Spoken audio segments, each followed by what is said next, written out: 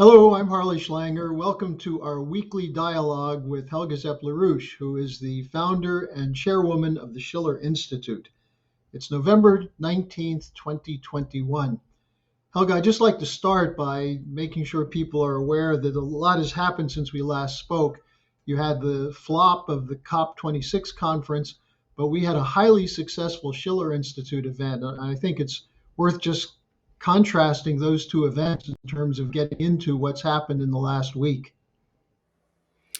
Yes, first of all, the flop 26 obviously did not accomplish what the Malthusians wanted, because a lot of developing countries really could see through that behind this Great Reset and Green Deal and all of these policies to protect the climate supposedly is really nothing else than the effort to keep the development of the developing countries down and actually reduce the population.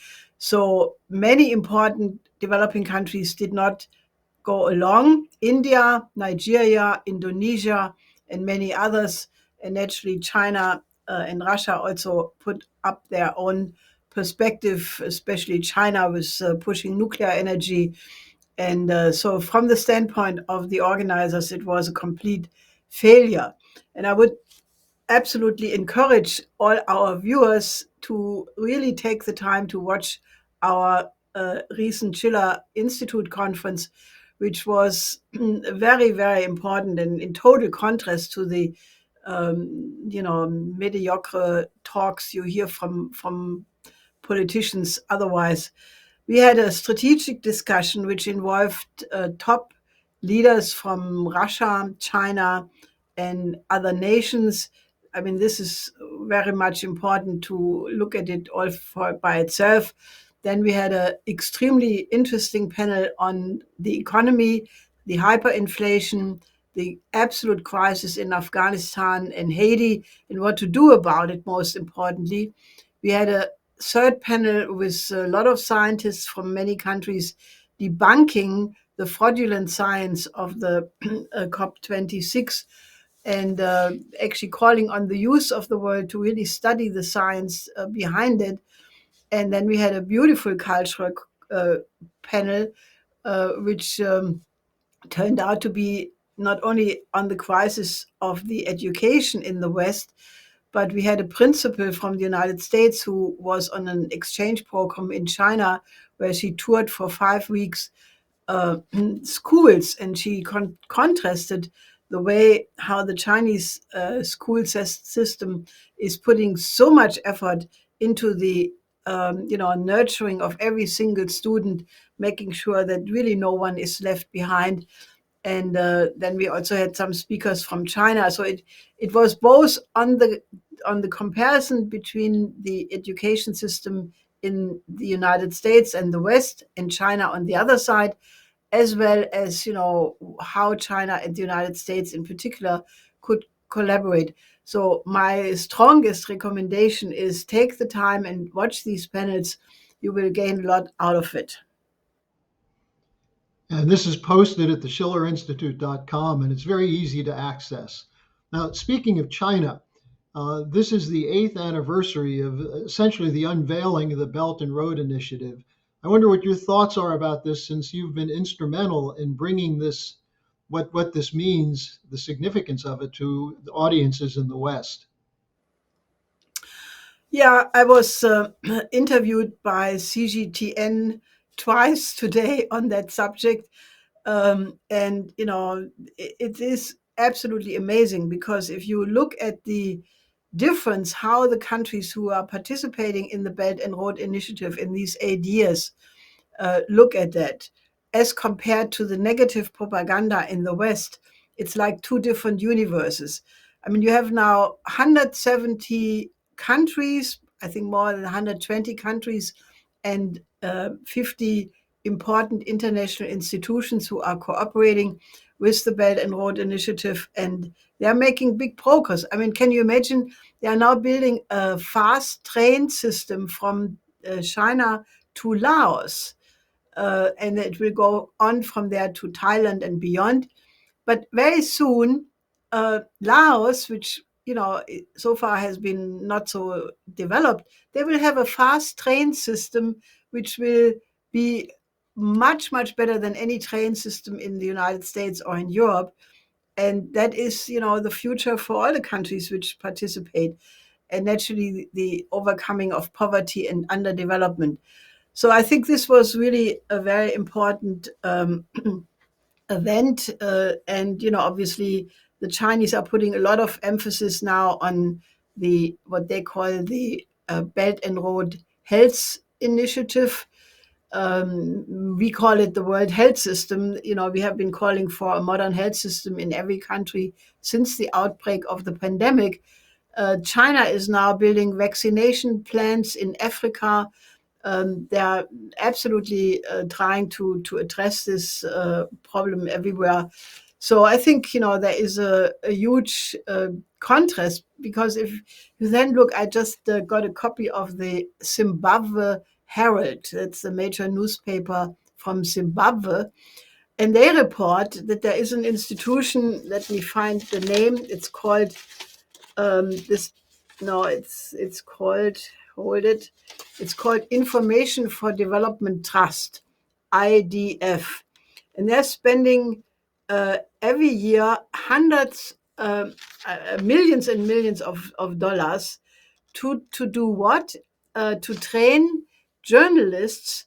Uh, they allocate topics and areas, and then these journalists are supposed to investigate these areas for supposed human rights violation by Chinese investments, by environmental damage by these investments.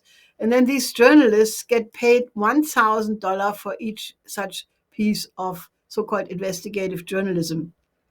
The Senate, they just concluded something called the Strategic Competition Act of 2021, where they spent hundreds of millions of dollars to counter Chinese influence, basically the same kind of thing. Now, can you imagine if these hundreds of millions would be used to build hospitals in the time of pandemic in Africa, in Latin America, in Asia? That would be a countermeasure to Chinese influence, because it would uphold the image of the United States as being useful, and not what they're doing now. I mean, this is unbelievable, and it just shows you that the sticking to this geopolitical obsession of not wanting anybody to be your equal partner. I mean, this is one of the reasons why the West is in such an incredible crisis and actually collapsing. If the West continues what we are doing here, it's a question of time. This system is blowing out. And quite interestingly, we get a lot of responses now from members of the Schiller Institute, from people who just know about us. And they all say, look, this thing is not working. This system is coming down. And what do we do? So I think, there is very easy to do, namely to cooperate in a win-win cooperation with all of these countries, and we would get easily out of this crisis. But that would require that some of these people come down from their high horse and the arrogance of thinking that they are the best, the most beautiful, and know everything, when in reality they commit one blunder after the other, and they are not able to even reflect about that. And I think this is a tragic situation. I think this was like in the end phase of the GDR, they were called Betonköpfe, heads made out of concrete, because they would not move one bit. Then they ended, as we know. So that's the state of affair, which is quite sad. Well, and as the anti-China push continues, we just had the Biden G summit, which at least was an opportunity for discussion and possibly pulling back from the worst crisis. Yes, I think that's a positive step. One has to see if these provocations around Taiwan, where the US was encouraging independence of Taiwan, actually stop.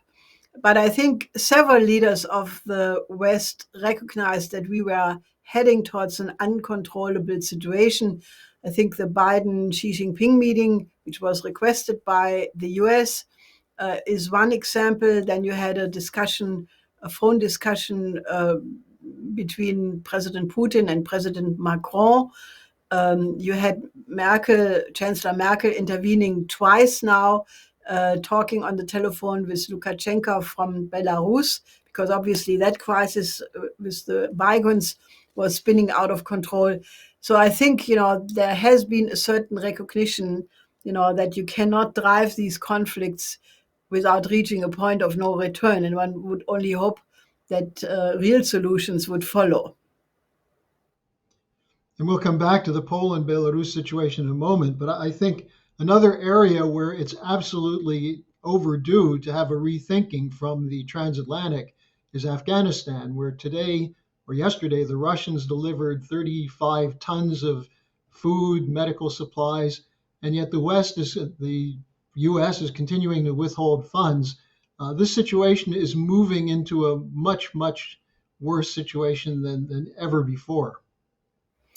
Well, the World Food Program representative is right now in Kabul, and it's a woman. She said that there are 28 million Afghanis who are in malnutrition and experience hunger every day. And of them are 3 million children who are in acute danger of dying of malnutrition and undernourishment. Now, the fact that there are some people in the West who still say, no, as long as the Taliban has not made concessions, we will withhold the money, 9 billion in the US Treasury, 430 in Commerzbank, I think 80 million in Bundesbank, then also Bank of International Settlement. These people are condoning genocide. I don't know what else is necessary. The Taliban may not be your favorite political party, and I'm not qualifying my views on them one way or another. The fact is they are right now in control of Afghanistan, and if you want to save these people who have gone through 40 years of war, can you imagine what it means for uh, children and young people who 2 generations have grown up under conditions of permanent warfare? And now, after 20 years of NATO presence and war in the country, they leave. And what turns out to be the country is in a complete breakdown. There is nothing functioning. You have a humanitarian crisis of without precedent. And then these people stick to their rules. Yes, we stick on inclusive government. These are our rules. The rules-based order, what they are talking about, turns to be a genocidal order. And I'm saying that with all the emphasis I can give to it, because this has to be changed. And the people who are holding it up will be held accountable, maybe not immediately tomorrow, because unfortunately there is a big difference between legality and legitimacy. I think these people have lost the mandate of heaven already, and they will be held accountable by history for sure. But I'm appealing to all people of goodwill to help us to mobilize to change the situation in Afghanistan, starting with a modern health system, because they are in the middle of a COVID crisis on top of it. And this is why I have called for something called Operation Ibn Sina, to give it some positive image. Ibn Sina was one of the great universal thinkers. He lived from 980 to 1038 after Christ. And he was not only a fantastic, outstanding philosopher on a level like Plato or Leibniz, one of the really great ones, but he was an extraordinary physician, and he developed many books about medicine, and his so-called canon of medicine was famous until the 18th and 19th century in Europe. It was the standard book because he developed not only the anatomy, the whole nerve system, he discovered many sicknesses and diseases, the medicines against it. And this was all published in this book. And therefore, if you want to now, in this health crisis and hunger crisis in Afghanistan, want to have a symbol of rallying forces to save this country, I think Operation Ibn Sina is a very good way of giving it a name. And if any of you listening to us uh, agree with that, get in contact with us and help us to build this Operation Sina operation, because it needs a lot of support against the odds which I described before.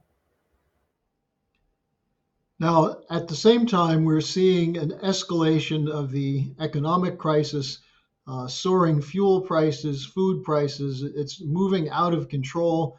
Of course, the Federal Reserve had been saying it would be transitory inflation. We've been pointing out there's no such thing as transitory inflation as long as you continue these policies. Now you have the European Union's or the European Central Bank, Lagarde, saying they're going to keep doing the same thing. What's going on with that? Well, they are clearly in the dilemma that if they would move against inflation by raising the interest rate, you would have a mass bankruptcy because of the indebtedness of so many corporations and entities. So they don't want to do that, but by not doing it by continuing to pump money into the system, they further the inflation. So it's a no-win situation as long as you stick to the system. And it is a scandal. Lagarde is pumping every day almost 6 billion euro into the system. And David Beasley from the World Food Program pointed out that this money of one day is about what would be needed to stop this hunger catastrophe around the globe. So for them to keep doing it and not pay any attention to the people starving, they discredit themselves day by day more for what they are, namely hyenas. Well, they certainly have a lot of discrediting going on. In the U.S., the debate continues over the infrastructure bill, the social spending bill, but no one's talking about the real problem, which is the volumes of money that are being pumped into these bankrupt corporations. Now, at the same time, again, the other crisis that's very much on people's minds is the continuation of the COVID pandemic. This is something that has just flared up once again in Europe. You have a lockdown in Austria. You have the head of the Lothar Wieler of the Koch Institute in Germany, basically sending out an extreme warning signal. Helga, how does this look and where is it heading? Well, according to the Robert Koch Institute, it's heading towards a catastrophe. Wieler said that we will have a horrible Christmas if the situation is not reversed immediately. You have Austria announcing a lockdown for the next 10 days, possibly prolonged by another 10 days if that is not sufficient. Salzburg said that they have to commit triage. That means, that some patients will not be treated because of a lack of capacity. Our glorious health minister, who has been so wrong from the beginning of this pandemic again and again, now he said a couple of weeks ago, that the worst is over. Now he's talking about that because of the ICU units, the intensive care beds were reduced because hospitals closed down, because they did not think that this would come, even if virologists all had warned since the summer that the pandemic would come back. Now he's saying that patients should be transported to other countries for treatment. And this is supposedly Germany, the fourth largest economy in the world, and used to have a health system which was admired. This is a complete bankruptcy, and it just shows these so-called elites are not willing to reflect on the mistakes they make, because it was a big mistake to privatize the health system several decades ago. The latest, when the pandemic hit, that privatization should have been reversed, because health is not something you should leave to private interest and profit seeking. So we are now in a real crisis, and I think it's very difficult to see how how we get out of it, because China did it all completely different. They had a digitalized health system. They closed down Wuhan in the beginning hard. They got it under control in 2 months. Then, whenever they had a new case, they immediately isolated the case, had made contact tracking with digital means, and they have it under control. Now, obviously, the extreme individuality or individualism in the West prevents people from accepting this, but a lot of people lost their life and will lose their life because of this totally uh, immoral ideology. So I don't know, I think we now need to apply very clearly all the rules you have to take in a pandemic. Everybody should get vaccinated. This irrational freak out against vaccination is causing people's life, and that is on the conscience of those people who push themselves into these conspiracy theories. I mean, there's a lot of things going wrong, but to be against vaccines at this stage of the game means you are consciously condoning that more people will die because of your irrationality, and that should be set straight. I think also you've said several times in the past that one of the mistakes that's being made in the West is the unwillingness to provide ample vaccinations to the developing sector, where we're seeing new variants coming out. That is still continuing. It's still being withheld, isn't it? Well, I mean, China is building vaccination plans in Morocco, in Egypt, in the Emirates, and some other African countries. The West has refused to do that, which is really short-sighted and stupid, because in a time of pandemic, you should give up these patents. You develop new patents. That's the capability of human beings to be able to do that. And to hold this back, as Spahn again said, he said arrogantly, who should pay for this?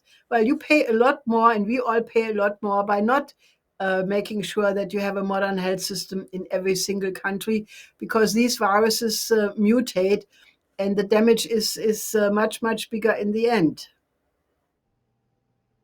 Now, one additional hotspot, which maybe there's a de escalation going on because of diplomacy, but still points to the hypocrisy coming from the European Union, is the situation between Poland and Belarus, where there are refugees on the border.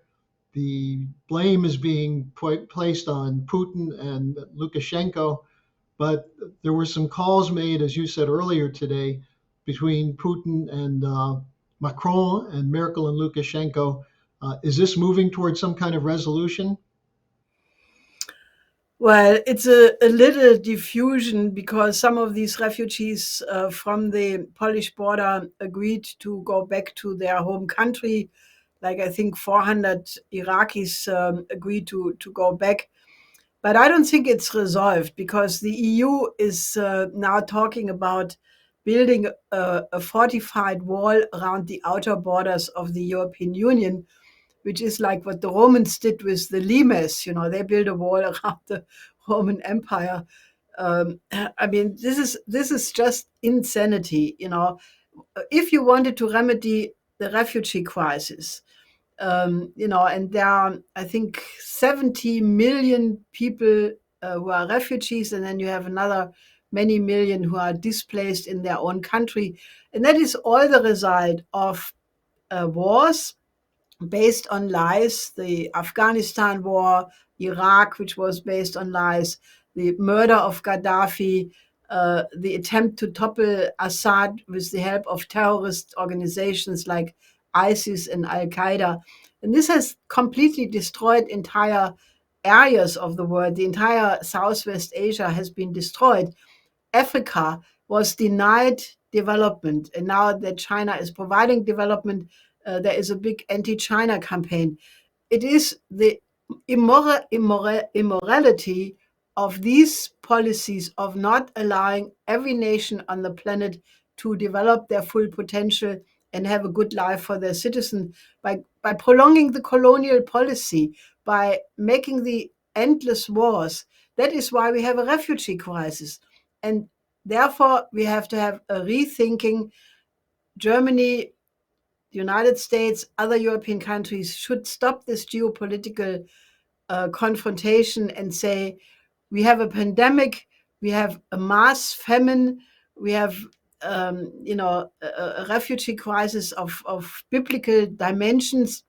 We must join hands and build infrastructure, hospitals, schools, industry, agriculture in all of these countries. And then all the migrants would like to stay home because most countries and most people like better to stay in their home country than to be displaced in some corner of the world where they don't understand the language and have many, many, aggressions to suffer. So let's just build infrastructure. Let's build up Africa. I mean, this is the natural thing, and the Chinese are doing the natural things, and we should stop bickering about it because we should take a moral lesson from the Chinese in this respect. And Helga, one other aspect of this, besides the wars and the underdevelopment, is the continuation of sanctions, which have killed many people up to now, including in Iraq, the sanctions, the Caesar sanctions in Syria and Yemen, against Zimbabwe. This has to end also, doesn't it? Yes, I think, the West will collapse because of its moral uh, bankruptcy if you don't change something which is obviously a crime. Then that will fall back on us. So I again ask all of you, join with the Schiller Institute and mobilize to lift all these sanctions, because most of them are illegal because they're unilateral. uh, from the standpoint of international law, only the sanctions which have been approved by the UN Security Council are legitimate, and most of these sanctions have not been agreed by that, so they are illegal in the first place. Well, to get more on all of these topics that Helga's been discussing, I would suggest you start by looking at the Schiller Institute conference from last weekend, which is posted on the schillerinstitute.com website, and give us a call. Join us. If you're angry about these things, don't just sit there stewing. There are many other people who are angry who need direction. So work with us, help us build a mobilization to put an end to this Malthusian nightmare that otherwise is going to threaten the existence and the survival of mankind. So, Helga, thanks for joining us today. Anything else you want to add? No, I think, people should, wake up because this is a moment in history where decisions will be made if mankind tumbles into a new crisis, sleepwalks into a new war, goes into a new depression, or if we can take the alternatives which are existing, and they are emphatically existing in the form of the Belt and Road Initiative, where China has said many times it's open for every country, for the United States, for Europe. So rather than having this geopolitical obsession, I think people should just say we have to concentrate on the common aims of mankind, and then we can all build a beautiful future together. Okay, well, thank you, Helga, and keep doing those interviews around the world, and we'll see you again next week. Till next week.